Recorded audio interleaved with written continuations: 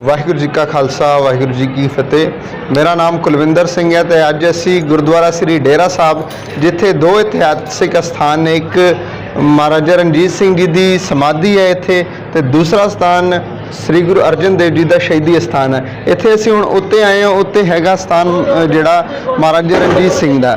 महाराजा रणजीत सिंह की इत्थे समाधि है, वो जगह जिथे महाराजा रणजीत सिंह की आखिरी रसूमात अदा की गई ने।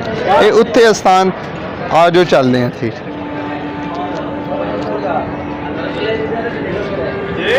इत्थे जिहड़ा स्थान है, इत्थे एक्चुअल इत्थे कोई किसी भी मड़ी मसाणे ते कोई इबादत नहीं होंदी, लेकिन चूँकि मजबूरी है, थले जिहड़ी है ना कंस्ट्रक्शन चल रही है गुरुद्वारा साहब की मेन दी, तो हुण आरजी तौर पर दीवान इत्थे सजाया गया है जिथे गुरु ग्रंथ साहब जी का प्रकाश होंदा है। तो जिसे भी जिथे गुरु ग्रंथ साहब का प्रकाश होंदा है, जिथे गुरुद्वारा होंदा है, उस जगह जाण तो पहले तुसी जिहड़ा ना चरण गंगा पानी इहदे विच अपने पैर धोंदे हो, ते सिर नूं ढक के ते हत्थ धो के ते तुसी गुरुद्वारे दी पवित्र स्थान दे उत्ते जाके दर्शन करदे हो। आजो चलदे पानी नहीं।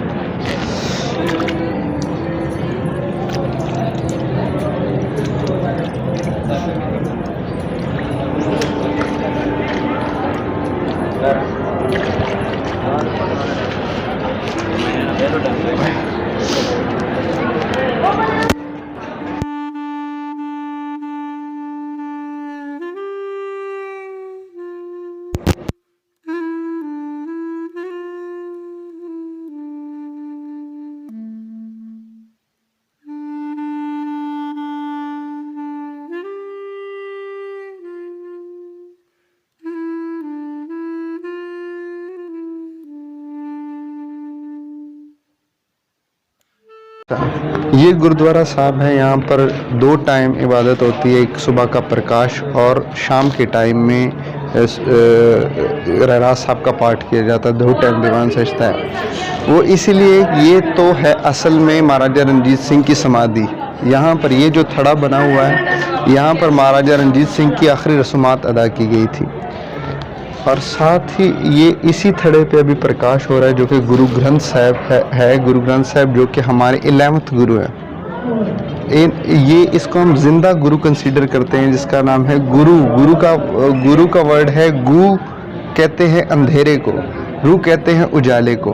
वो गुरु जो अंधेरे में उजाला कर देता है, आपको कोई तारीखी से निकाल के रोशनी की तरफ लेके जाता है, कोई गाइडेंस देता है। सिख मज़हब में इसी गुरु को फॉलो किया जाता है। जो भी ज़िंदगी की तालीमात होती हैं वो इसी गुरु से ली जाती है। तो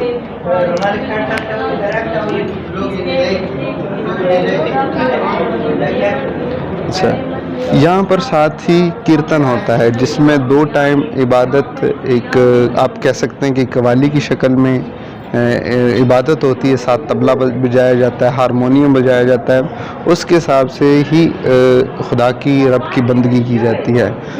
हर गुरुद्वारे के, जहाँ पर गुरुद्वारे का में प्रकाश होता है, उस जगह पे उस गुरुद्वारे के 4 गेट लाजमी होते हैं उस गुरुद्वारे के। इसका मतलब ये है कि किसी भी डायरेक्शन से किसी भी मज़हब का बंदा इस गुरुद्वारे में इंटर हो के, ये सिर्फ ना कि सिख मज़हब की इबादत का है, ये एक इबादत का है, अल्लाह का घर है। चाहे यहाँ पर हिंदू आके यहाँ पर पूजा करें, मुस्लिम आके नमाज पढ़ें, सिख अपनी इबादत करें, सो किसी के लिए रोक टोक नहीं है। सुबह के वक़्त जब प्रकाश होता है गुरु ग्रंथ साहब का, उसमें एक ऑर्डर ऑफ द डे दिया जाता है हमें कि आपने आज का दिन, गुरु की तरफ से ये हुक्म है, आपने इसके मुताबिक अपनी दिन गुजारना है। सो वो ऑर्डर ऑफ द डे यहाँ पर लिख दिया जाता है। अभी तो खैर चल रहा है, पाठ चल रहा है, क्योंकि जब पाठ चल रहा हो तो उसके दिनों में तो रेगुलर इबादत चल रही होती है ना, तो कोई ऑर्डर ऑफ द डे नहीं होता उस टाइम, तो वो तो सारे ही साथ साथ चल रहा होता है। इसलिए आज यहाँ पर नहीं लिखा गया। और जो गुरु ग्रंथ साहब है, इसको हम लिविंग गुरु कंसीडर किए करते हैं। उसके हिसाब से उनके रुमालें, उनकी जो भी मतलब एक लिविंग गुरु, एक महाराजा राजा को जो वो प्रोटोकॉल दिया जाता है, वो सेम गुरु ग्रंथ साहब को भी दिया जा सकता है। जैसे वो ऊपर लगा हुआ है उसको छब्बा कहते हैं। जैसे एक राजा महाराजा का ताज होता है, तो ये छब्बा भी एक किस्म का गुरु का ताज है। और साथ ही चवर साहब है, कोई भी डस्ट वगैरह हो उसको साफ़ करने के लिए या कोई हवा के लिए, कोई मक्खी मच्छर ना आए, उसके लिए ये चोर साहब फेरा जाता है।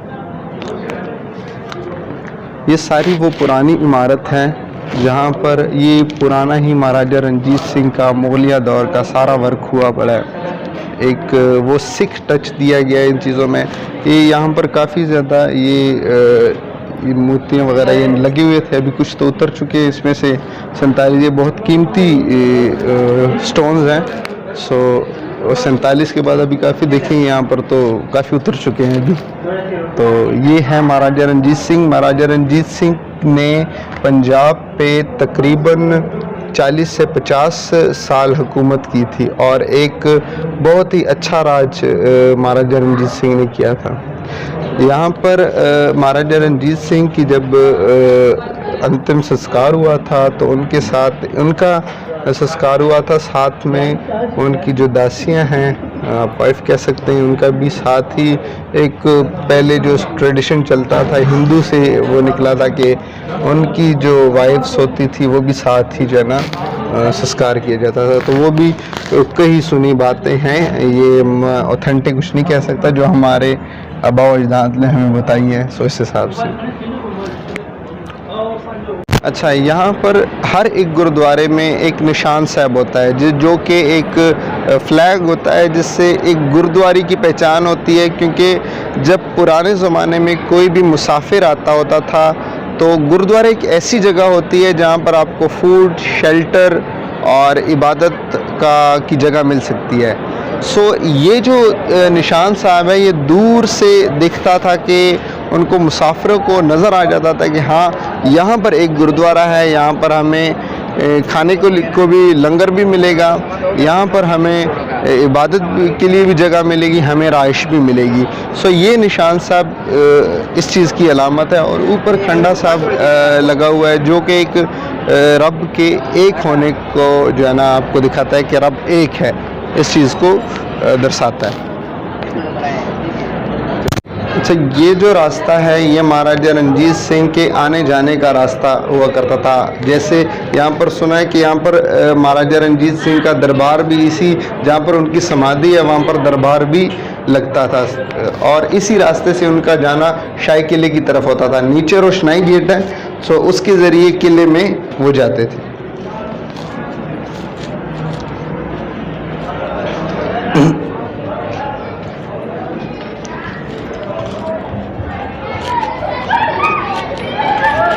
ये जब महाराजा रंजीत सिंह यहाँ से शाही किले की तरफ, ये पिछले इस गेट के पिछली तरफ ये रोशनाई गेट है, इसके पिछली तरफ शाही किले का रास्ता है।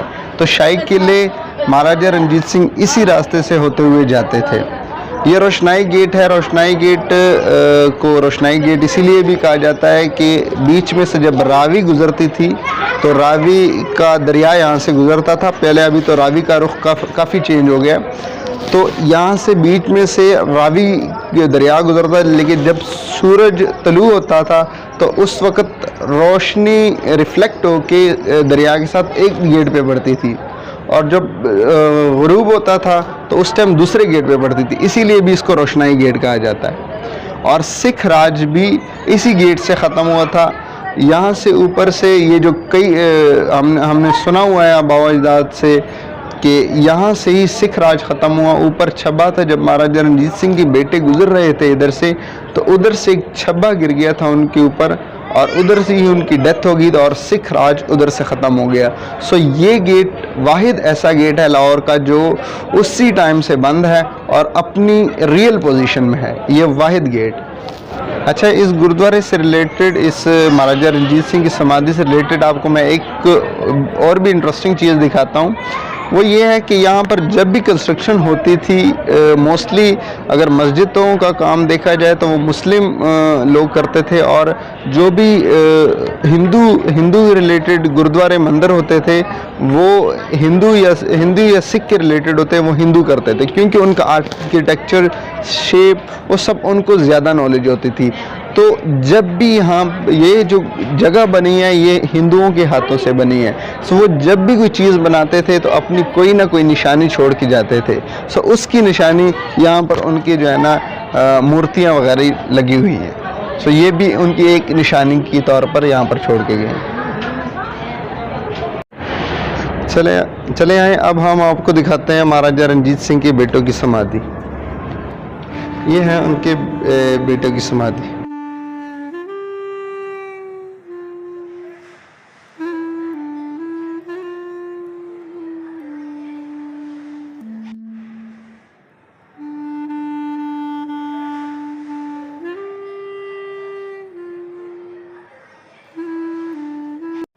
अच्छा, ये जो कंस्ट्रक्शन हुई है गुरुद्वारे की, चाहे वो गुरुद्वारा गुरु अर्जन देव जी का शहीदी स्थान हो, पहले तो चूँकि जब गुरु हरगोबिंद साहब ने सिर्फ यहाँ पर एक कच्चा थड़ा बनाया था, उसके बाद महाराजा रंजीत सिंह के दौर में ही ये गुरुद्वारा पूरा तामीर किया गया था। और ये इमारत भी जो है ये भी उन्हीं की टाइम की है, उसी वक्त की ये कंस्ट्रक्शन हुई है। और ये जो बाकी बसात में रूम्स बने हैं या नीचे जगह बनी है, ये तो उसके बाद ही ज़रूरत के हिसाब से चीज़ों को चेंज कर दिया गया। गुरु घर ਦੇ ਵਿੱਚ ਦੋ ਚੀਜ਼ਾਂ ਜਿਹੜੀਆਂ ਬਹੁਤ ਲਾਜ਼ਮੀ ਤੌਰ ਤੇ ਹੁੰਦੀਆਂ, ਇੱਕ ਹੁੰਦਾ ਗੁਰਦੁਆਰਾ ਜਿੱਥੇ ਇਬਾਦਤ ਕੀਤੀ ਜਾਂਦੀ ਹੈ, ਤੇ ਦੂਜੀ ਜਗ੍ਹਾ ਜਿੱਥੇ ਲੰਗਰ ਦਿੱਤਾ ਜਾਂਦਾ। ਗਰੀਬ ਮਸਕੀਨ ਜਿਹੜੇ ਵੀ ਲੋਕ ਆਉਂਦੇ ਨੇ ਇੱਥੇ ਉਹ ਸੇਵਾ ਵੀ ਕਰਦੇ ਨੇ, ਕਟਿੰਗ ਸਬਜ਼ੀ ਵਗੈਰਾ ਆਪ ਪਕਾਉਂਦੇ ਨੇ ਤੇ ਆਪ ਹੀ ਤਕਸੀਮ ਕਰਦੇ ਨੇ, ਤੇ ਨਾਲ ਹੀ ਗਰੀਬਾਂ ਮਸਕੀਨਾਂ ਜਾਂ ਜੋ ਵੀ ਕਿਸੇ ਵੀ ਤਬਕੇ ਦਾ ਹੋਵੇ, ਕਿਸੇ ਵੀ ਮਜ਼ਹਬ ਦਾ ਹੋਵੇ, ਉਹ ਬਾਬਾ ਗੁਰੂ ਨਾਨਕ ਜੀ ਦੇ 20 ਰੁਪਏ ਦਾ ਜਿਹੜਾ ਲੰਗਰ ਸੀ, ਜਿਹੜਾ ਬਾਬਾ ਗੁਰੂ ਨਾਨਕ ਦੇਵ ਜੀ ਨੇ ਸਟਾਰਟ ਕੀਤਾ ਸੀ, ਉਹ ਅੱਜ ਤੱਕ ਜਿੱਥੇ ਵੀ ਗੁਰਦੁਆਰਾ ਹੈ, ਚਾਹੇ ਉਹ ਪਾਕਿਸਤਾਨ ਦੇ ਵਿੱਚ ਹੈ, ਚਾਹੇ ਇੰਡੀਆ 'ਚ, ਦੁਨੀਆ ਭਰ ਦੇ ਵਿੱਚ ਜਿੱਥੇ ਵੀ ਗੁਰਦੁਆਰਾ ਹੈ ਉੱਥੇ ਲੰਗਰ ਹਾਲ ਜ਼ਰੂਰ ਹੁੰਦਾ ਹੈ, ਜਿੱਥੇ ਨਾਲ ਲੋਕ ਸੇਵਾ ਵੀ ਕਰਦੇ ਨੇ। ਤੇ ਇੱਕੋ ਹੀ ਲਾਈਨ ਦੇ ਵਿੱਚ ਇੱਥੇ ਇਹ ਨਹੀਂ ਵੇਖਿਆ ਜਾਂਦਾ ਕਿ ਤੁਹਾਡੀ ਜ਼ਾਤ ਕੀ ਹੈ, ਤੁਹਾਡਾ ਮਜ਼ਹਬ ਕੀ ਹੈ, ਤੁਸੀਂ ਰਾਜੇ ਹੋ ਮਹਾਰਾਜੇ ਹੋ। ਇੱਥੇ ਸਾਰੀ ਇੱਕ ਲਾਈਨ ਦੇ ਵਿੱਚ ਬਹਿ ਕੇ ਸਾਰੇ ਹੀ ਲੰਗਰ ਛਕਦੇ ਹਨ। ਤੇ ਥੱਲੇ ਪਿਛਲੇ ਪਾਸੇ ਕਿਚਨ ਹੈ ਜਿੱਥੇ ਲੰਗਰ ਤਿਆਰ ਹੁੰਦਾ, ਉਧਰੋਂ ਹੀ ਬਾਲਟੀਆਂ ਭਰ ਕੇ ਨਾ ਸਾਰਿਆਂ ਜਿਹੜੇ ਲੋਕ ਨੇ ਇੱਥੇ ਆਉਂਦੇ ਨੇ, ਸੰਗਤਾਂ ਆਉਂਦੀਆਂ ਨੇ, ਉਹਦੇ ਵਿੱਚ ਤਕਸੀਮ ਕਰ ਦਿੱਤਾ ਜਾਂਦਾ। ਅੱਛਾ, ਇੱਥੇ ਦੋ ਅਸਥਾਨ ਸੀ ਜਿਵੇਂ ਕਿ ਮੈਂ ਤੁਹਾਨੂੰ ਦੱਸਿਆ। ਇੱਕ ਮਹਾਰਾਜਾ ਰਣਜੀਤ ਸਿੰਘ ਜੀ ਦੀ ਸਮਾਧੀ ਜਿੱਥੇ ਉਹਨਾਂ ਦੀ ਆਖਰੀ ਰਸੂਮਾਤ ਅਦਾ ਕੀਤੀ, ਤੇ ਦੂਸਰਾ ਜਿਹੜਾ ਸਿੱਖ ਮਜ਼ਹਬ ਦੇ ਵਿੱਚ ਬਹੁਤ ਹੀ ਅਹਿਮੀਅਤ ਰੱਖਦਾ ਹੈ ਉਹ ਮਕਾਮ ਜਿੱਥੇ ਪੰਜਵੇਂ ਗੁਰੂ ਅਰਜਨ ਦੇਵ ਜੀ ਮਹਾਰਾਜ ਦੀ ਸ਼ਹੀਦੀ हुई सी, वो स्थान भी इत्थे डेरा साहब दे विच मौजूद है। ये वो स्थान है जहाँ पर गुरु अर्जन देव जी महाराज, पांचवें गुरु जिनको सिख मज़हब का पांचवा गुरु कहा जाता है, वो उनका शहीदी स्थान है। यहाँ पर रावी का दरिया होता था, रावी गुजरती थी, उनके किनारे पे, उनके कंधे पे उनको शहीद किया गया था। तत्ते तवी पे बिठा के उनका पे गर्म रेतों के कड़छे डाले गए थे। ये 1604 में जहांगीर बादशाह के दौर में ये गुरु अर्जन देव जी महाराज की शहीदी हुई थी।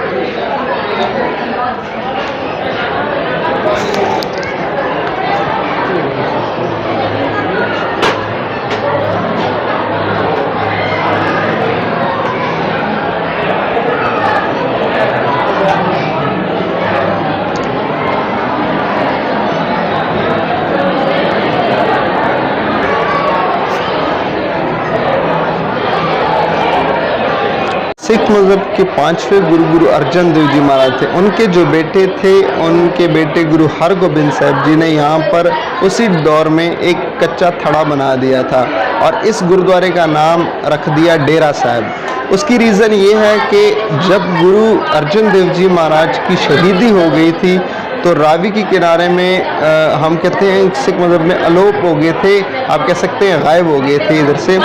सो गुरु हरगोबिंद साहब ने इस गुरुद्वारे का नाम डेरा साहब रखा। डेरा साहब का मतलब कि ये गुरु अर्जन देव जी महाराज का डेरा है। यहाँ पर जो भी आएगा, इस जगह के दर्शन करेगा, उसको गुरु अर्जन देव जी महाराज के दर्शन होंगे रियल में। ये इसीलिए इस गुरुद्वारे को डेरा साहब कहा जाता है। अच्छा, हमें उम्मीद है कि आप आपको ये गुरुद्वारे जी के दर्शन, महाराजा रणजीत सिंह की समाधि के दर्शन के बहुत ही अच्छी इन्फॉर्मेशन मिली होगी। ये वीडियो आपको हेल्पफुल साबित हुई होगी। सो नेक्स्ट टाइम के लिए इजाज़त दीजिएगा। वाहिगुरु जी का खालसा, वाहिगुरु जी की फतेह।